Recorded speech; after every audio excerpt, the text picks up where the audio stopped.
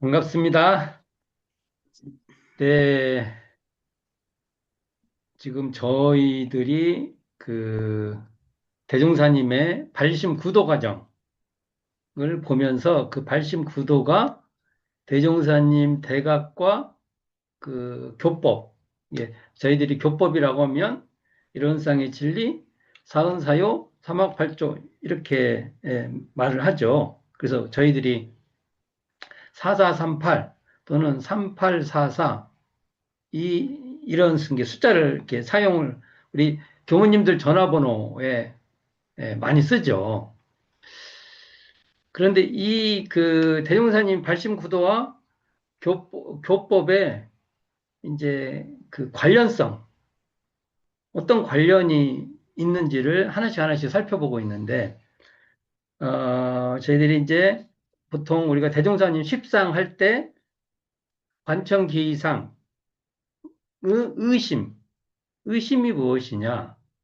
또 그 뒤에 삼령기원상을 할 때 삼바자 마당바위에서 산신령에게 의심을 해결하기 위해서 산신령을 만나서 그걸 물어보시려고 하는 그때의 그 기도의 대상이 됐던 의문을 물어보기 위해서 만나려고 했던 산신령이 무엇이냐?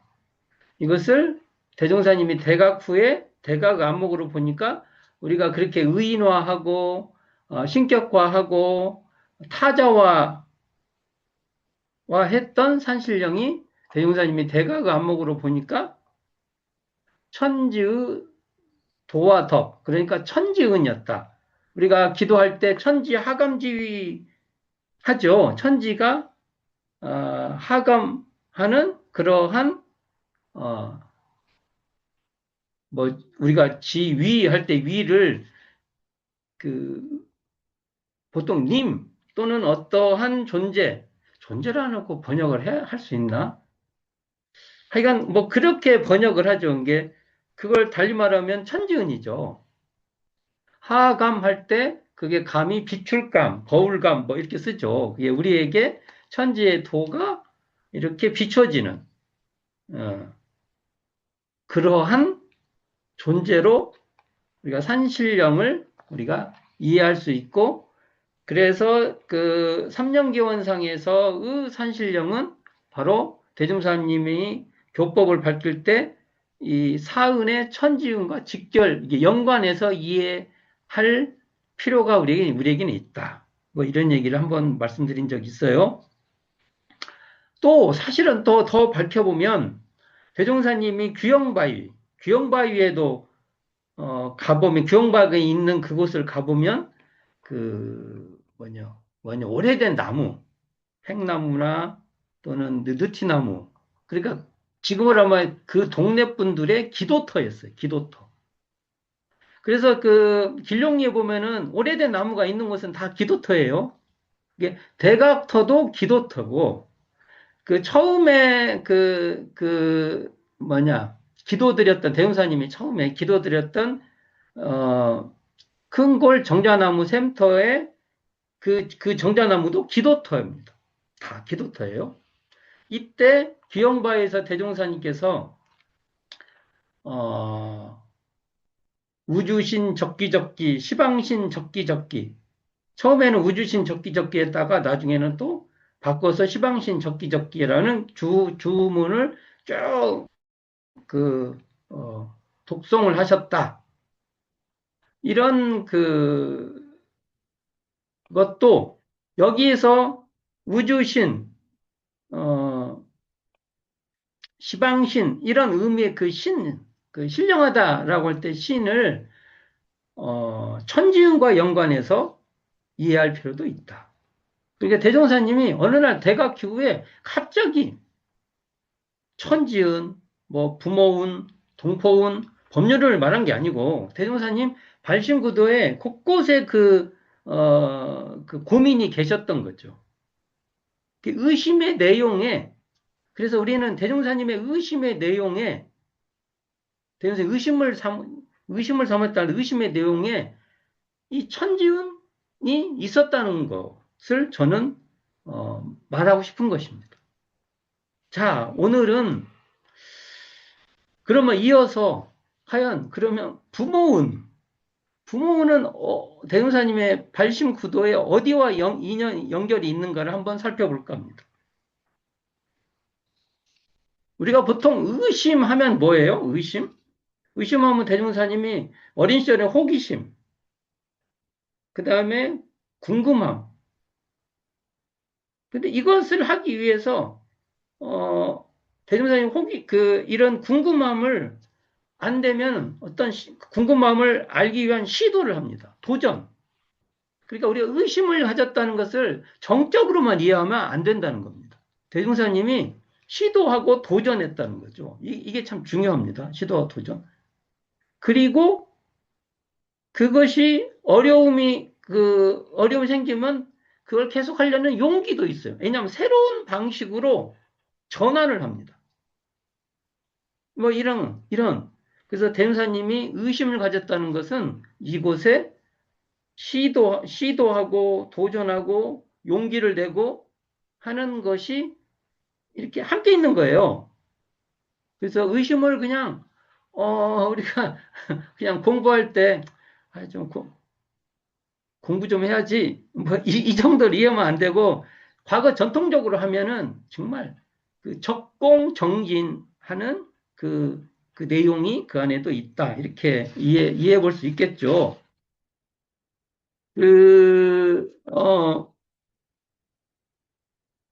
우리가 대종사님이, 음,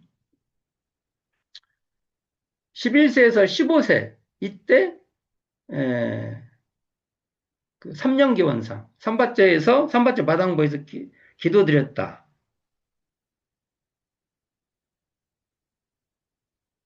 그런데, 배용사님이 15세, 그러니까, 15세까지는 삼바째 마당바에 기도하러 다니신 거예요.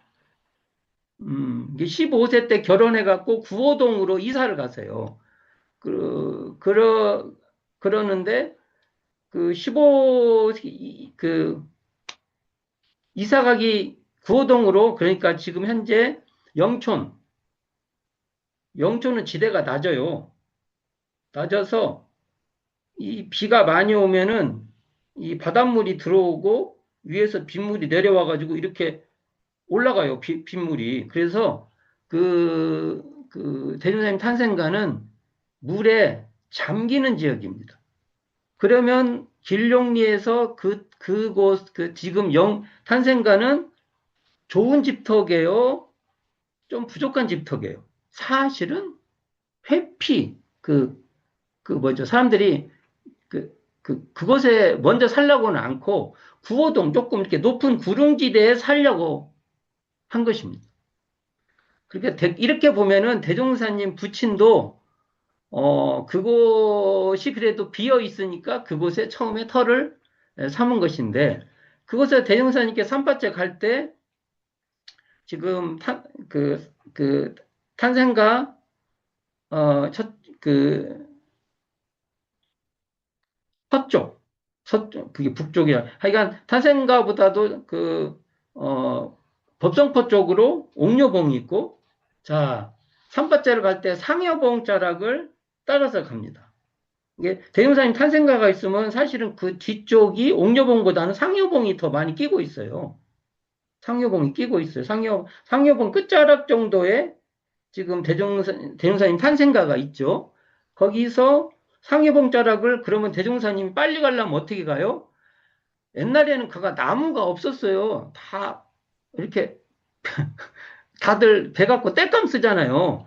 그러니까 큰 나무들이 그렇게 많이 없고 이게 다 보이죠. 옛날 사진들 보면 거의 그게 그러니까 산자락을 따라서 최대한 따라서 쭉 가시는 거죠. 가셨다가 그 구호동 넘어가는 독다리 그 다리를 그러니까 이렇게 돌다리를 놨겠죠. 뭔가 긴 돌을 이렇게 올려놨을 것 같아요. 그래서 작은 물이 지나가는 그 조그마한 꼴짝 또랑 정도를 넘어가는 길을 건너서 구호동을 거쳐서 계암골, 계암골을 거쳐서 큰 골에서 큰 골 정자나무 생터를 지나서 지금의 삼바째 마당바위로 가는 노선인데, 어, 그것을 그렇게 쭉 하시다가 15세 때 결혼을 하시고 구호동으로 이사를 하시죠. 이사를 하시고서 그 다음 해, 이게 대종사님, 그냥 우리나라 나이로 하면 16세 때 정월, 이게 음력 정월이죠.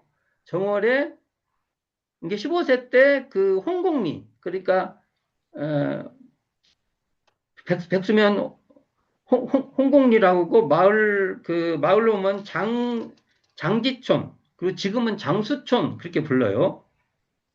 왜 그러냐면, 긴 강이 길지도 않은데 긴 강이라고. 하여간 그 동네에서는 길죠. 동네에서는 긴 강이죠. 이게 길게 그 흐르는 그래서 장수청이라고 해요.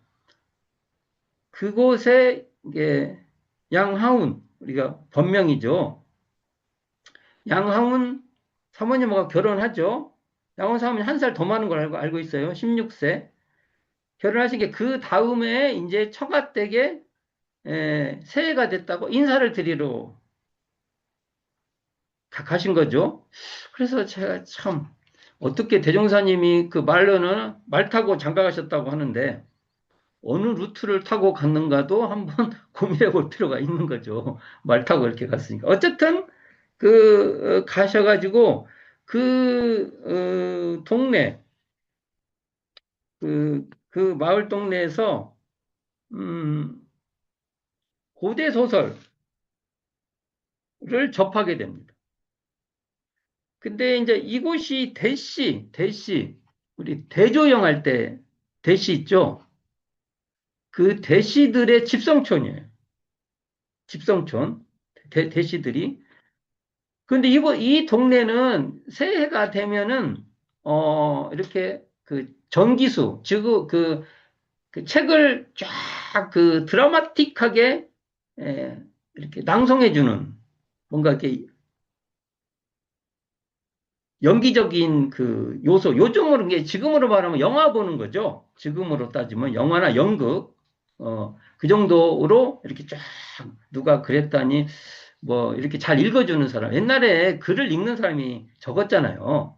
그리고 글을 읽을 줄 알아도 또 이걸 또 이렇게 좀 멋지게 이렇게 할 사람은 그것도 훈련이 돼야 되는 거잖아요. 그렇게 해서 그곳에서 대종사님께서 조웅전하고 박태부전을 접하게 됩니다. 조웅전은 내용이 외면적인 영웅적인 도사예요. 근데 박태부전은 내면적인 수행의 도인 이 성격이 있는데 이 두 가지를 다 접했다는 주장 설도 있고 이 중에 하나만 접했다는 설도 조웅전만 접했을 거라는 설도 있지만 일단은 원불교 교사에는 두 가지가 다 등장합니다. 그래서 두 가지를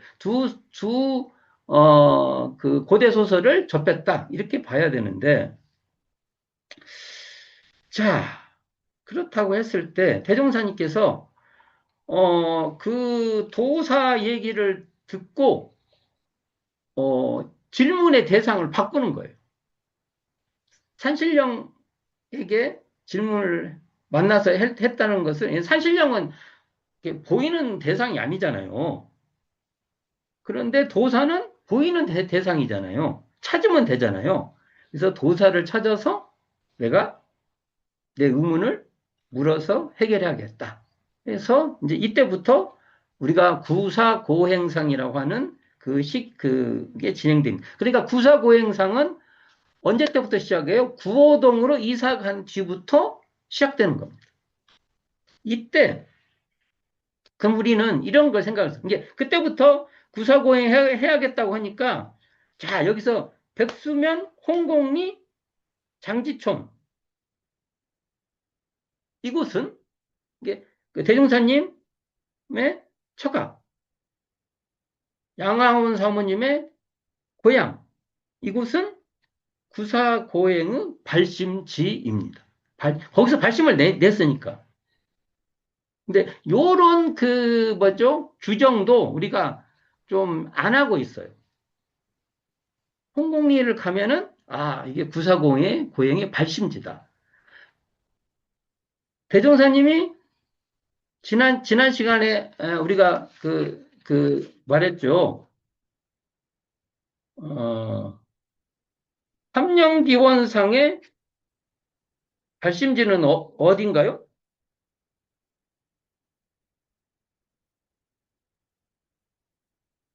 우리가 우리가 발심을 한다는 거, 대종사님의 내용에 보면은 발심을 한다는 것에 대한 의미 부여가 굉장히 필요합니다.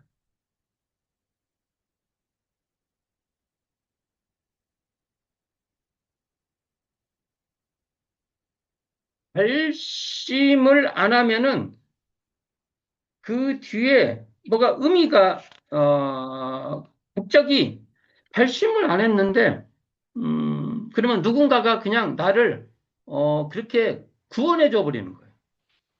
그래서 우리에게는 발심이 굉장히 필요하다. 그러니까 어, 우리가 자, 그러면 대종사님께서 음, 여기서 발심을 해가지고 도사를 만나기 위해서 끊임없이 에, 그 이렇게 찾아다니시죠. 요 내용이 한번 읽어보겠습니다. 원불교 교사 대종사의 구도 중에 이런 내용이 나옵니다. 중간만큼. 자,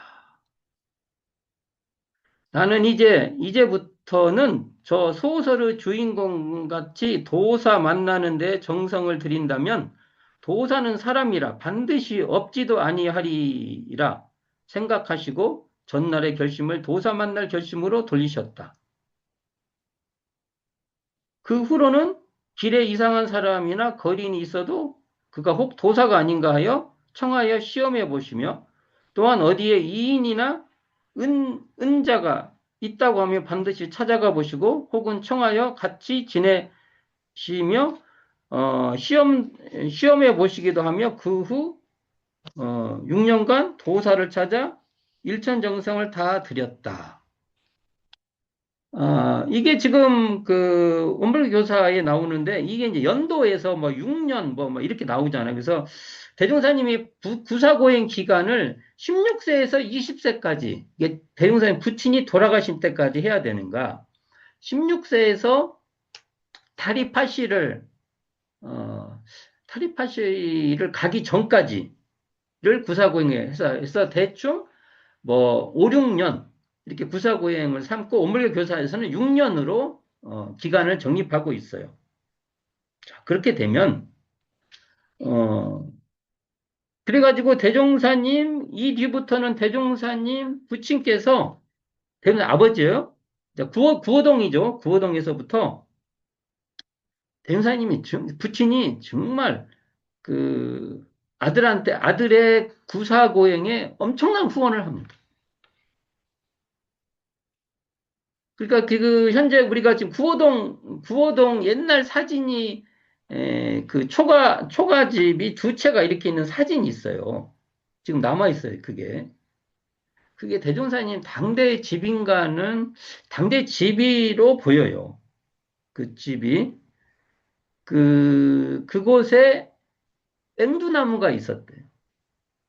그러니까 대종사님 집 구조에서 우리가 알 수 있는 것이 지금 사진상으로는 집이 있고 상당히 큰 헛간채가 있어요. 헛간채 굉장히 크죠. 그러면 이렇게 헛간채라고 않고 그냥 아래채라고 해야 되나? 뭔가 또 방도 있는 아래채, 뭐 곡간이나 뭐 이런 걸 쓸 수 있는 어쨌든 하니까 두 채가 있어요. 이렇게 어, 그리고 거기에 앵두나무가 있었다. 우리가 이 정도 알 수 있는데 그러니까 그 대종사님 부친께서 돌아가실 때, 그러니까 대종사님이 20세 때 열반을 하시는데 이때 내가 처화, 그러니까 대종사님이 아명, 어릴 때는 진섭이라고 불렀다가 이제 결혼하시고 나서 옛날에는 자를 줬대요. 자를 줬는데 이걸 처화. 이게 모든 것에 처해서 잘 변화해라. 잘 화해라. 이런 의미로 처화라는 이름을 주는데 이때 대명사님 이런 그 처화죠. 그러니까 내가 처화의 앞날 발전을 보지 못하는 것이 철천의 한이다. 그러니까 대명사님이 뜻을 이루지 못하는 걸 못 보고 죽은 것이 한스럽다. 이렇게 굉장히 그 요즘 부모로 말을 하면 극성 부모예요. 그러니까 축구 선수 중에 그 아버지가 그 자식 축구 선수 후원하는 아버지가 많아요. 그 종목으로 보면 축구가 많아요. 축구는 아버지들이 따라다녀 아버지들. 그걸 얘기를 들어보면 보통이 아닙니다. 그 아버지의 그 열정은 근데 그와 유사하다고 저는 보입니다. 그래서 집안이 그래도 대흥사님 부친이 마름이었거든요. 그러니까 부잣집, 대갓집, 부잣집 땅, 예, 그게 그 땅을 관리해서 거기서 그 세경이죠, 세경. 세경을 잘 관리해서 하는 그런 마름이었어요. 거기서 일정 부분을 아마 받으셨을 거예요. 근데 그런 어느 정도의 그 재산이 있었는데 이 재산을 다 어, 소진될 정도의 그런 후원을 했다고 봅니다. 그래서 이 얘기가 어디에 등장하냐면 대종사님이 시사위 열방기념본, 대종사님 부모님을 시사위, 대유사위죠. 대유사위의 그 열방기념제를 지낼 때 그 기념문이 있어요. 그건 기록되어 있습니다. 이 중에 한 대목을 읽어볼게요. 이 대종사님이 직접 쓰신 거예요. 소자가 산신을 만나려 할 시 산신 만나는데 모든 준비를 다 하여 주시옵고 도인을 만나려 할 때는 도인 만나는데 모든 준비를 다 하여 주시옵고 수양할 처소, 이 수양할 처소는 그 삼바자 마당바 위에 대종사님이 대각 전에 이 삿갓 초가 집을 지어줘요. 삿갓집이라고 합니다. 초가집하고 좀 다르게. 그러니까 우리가 보면 수양할 그 장소를 만들어 주신 거예요. 수양할 처소를 원하시는 수양할 처소를 구성하는데 모든 정성을 다하여 마치 미거한 소자를 향하여 미래의 큰 희망을 가지시고 내 그 자식이 잘 될 거다라는 기대를 가지시는 거죠. 행주자와 어묵동정 염려불망하사 모든 생각과 모든 정성과 모든 활동이 오롯이 소자에게 집중되었습니다. 이게 대종사님께 집중해서 했던 거죠. 이거 재밌잖아요. 모든 생각과 모든 정성과 모든 활동이 이게 그 정전 범위 등급의 특신급 대목하고 비슷한 문장입니다. 이게 자 이렇게 그러니까 결과적으로는 이걸 보면 우리가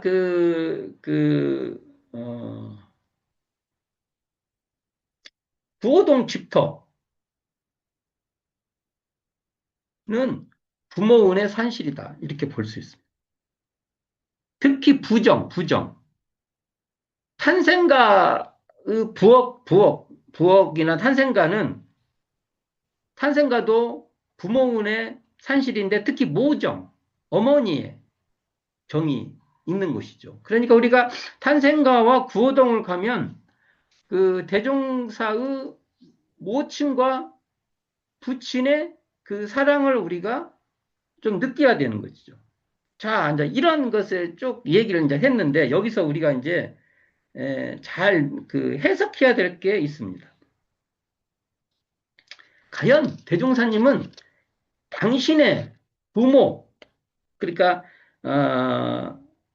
탄생가에서 또는 구호동 이 집에서 부모의 사랑을 받으셨는데 이걸 구도 과정에서 그 부모의 사랑을 통해서 대종사님은 진리의 부모성을 대종사님은 터득했다고 봅니다. 자, 여기서 원불교의 부모운을 효사상으로 한정해서 이해하면은 이해가 안 됩니다. 대종사님의 부모운이 이렇게 전면적으로 이해가 안 됩니다. 어떻게 이해해야 되냐? 당신의 부모를 통해서, 대종사님이죠. 대종사님이 당신의 부모운을 통해서 그 부모성,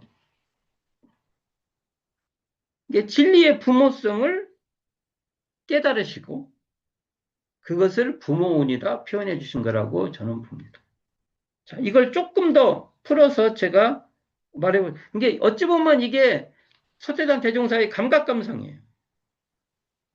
그러니까 굉장히 당신의 사적인 경험을 통해서 굉장히 보편적인 공적인 진리를 밝히시는 거예요. 제가 우리 그 정전 부모운에는 부모운을 이렇게 말하죠.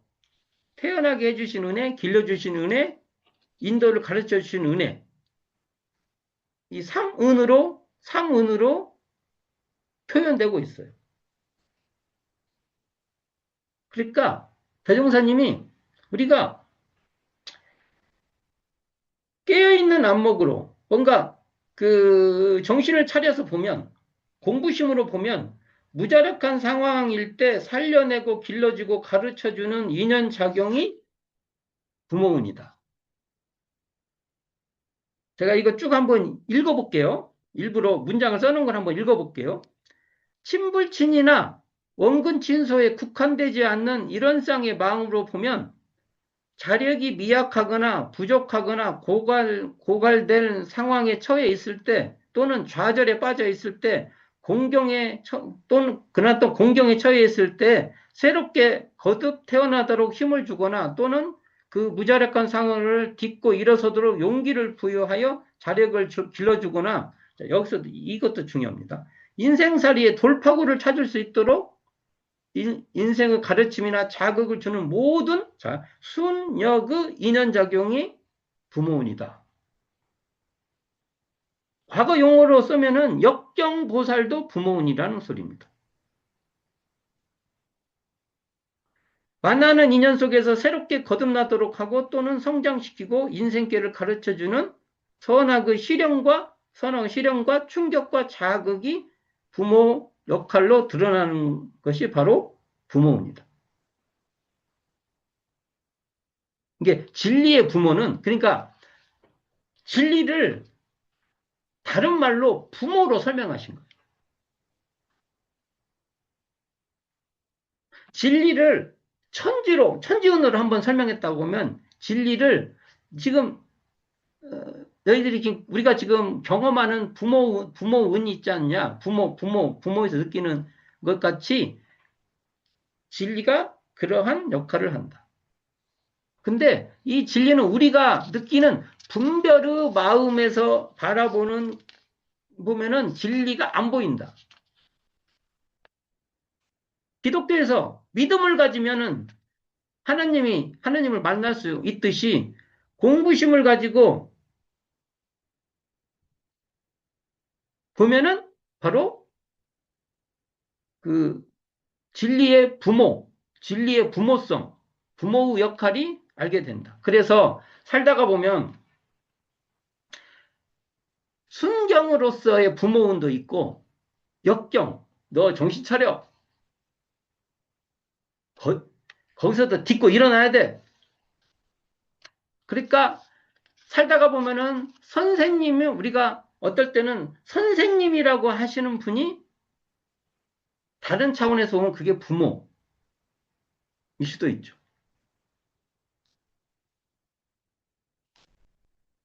뭐 그것을 잘 생각해 보면 나오실 거예요. 대종경에서도 그래서 이러한 대목들이 많이 등장합니다. 그게 바로 너의 참 선생이다. 뭐 이런 것들도 달리 보면 그것이 너의 부모야, 부모님이야, 이렇게 봅니다. 그래서 불교에서 그게 뭐죠? 자비요? 부처님을 설명할 때, 에, 그, 부모, 부모로 설명하는 게 있습니다. 그런 것이 다 이런 의미라고 봅니다. 대종사님이 당신의 부모를 통해서 나중에 제가 안목으로 보니까, 이게 세상이, 세상이 바로 거기에 부모의 도가 있구나. 세상에. 그러니까 우리는, 우리는 세상의 부모가 되는 것이 우리가 보은하는 것이다. 그러니까 한편 우리가 세상의 부모가 돼야 되는 거예요. 그런 의미로 한번 이 대목을 잘 살펴볼 필요가 있다라고 말을 해봅니다. 우리가 영광궁 분서면 마음리 선산이 삼령기원상의 발원지듯이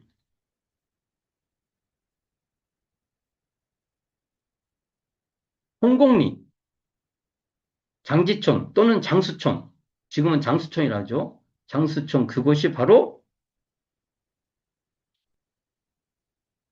부사고행상의 발심, 발심지죠. 어, 고대 소설을 들었던 곳, 고대 소설 대사에 들었던 것이 아마 그 대시 집안의 큰 집으로 추정을 하는데 큰 집을 찾아볼 수 있어요, 지금. 근데 그 큰 집이 대종사님 처갓집에서 이렇게 위쪽으로 별로 안 멀어요. 그게 100m도 멀 거예요. 한 50m 안쪽인가? 근데 그 집은 지금도 가보면은 헛간이 거의 빵빵합니다. 지금 헛간이 골조가 이게 어설픈 나무로 한 게 아니라 정말 튼튼한 목재로 지어져 있습니다. 지금 옛날 아마 그 일대의 집에서 대종사님이 고대 소설을 들었다고 추정이 됩니다. 그런 것도 제가 이 영광을 소태산 영광을 수놓다 여기에 나와요. 사진도 찍어놨고 그랬거든요. 그래서 한번 잘 살펴보시기 바랍니다. 오늘은 대종사님 부모를 통해서 진리의 부모성을 어떻게 터득해 가서 이것을 사은의 부모운으로 우리에게 교법으로 우리에게 일러주셨는가를 한번 새겨보는 그런 시간이 되었으면 좋겠습니다. 감사합니다.